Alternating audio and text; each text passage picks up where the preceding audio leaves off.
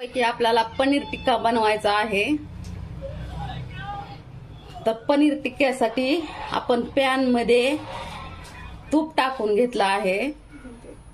तूप टाकून घेतल्यानंतर आपण पनीर असे खुरपूस भाजून लाल होईपर्यंत छान पिवळसर भाजलेले आहेत। नंतर आपल्याला कढई ठेवायची आहे। कढईमध्ये तेल टाकलेलं आहे। तेलामध्ये कांद्याची ग्रेव्ही टाकलेली आहे। मस्तपैकी असा कांदा फ्राय होऊ द्यायचा। हॅलो, कांदा फ्राय झाल्यानंतर लालसर होईपर्यंत कांदा फ्राय होऊ द्यायचा।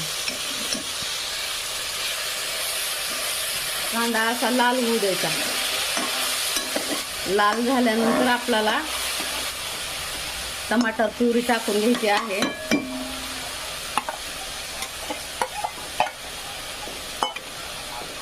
कांदा छान पैकी असा लाल होत आहे।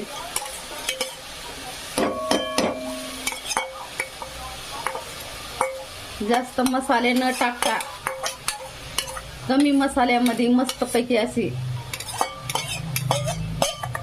आपल्याला असं पनीर बनवून घ्यायचं आहे।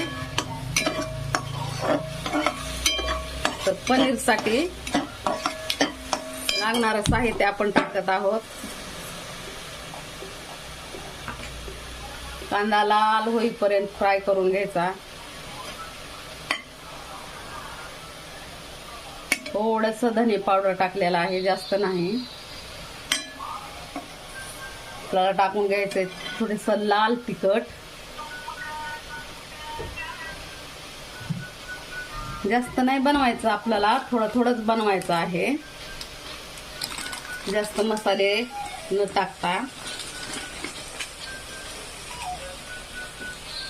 कांदा फ्राय होत आहे।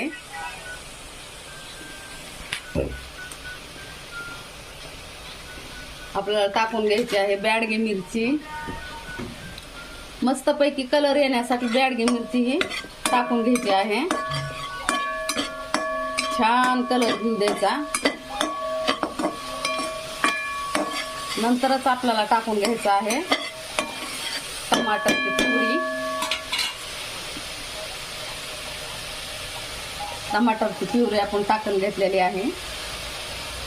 टमाटे मस्तपैकी कट केलेले आहेत आणि कट करून त्याची प्युरी बनविलेली आहे आपण,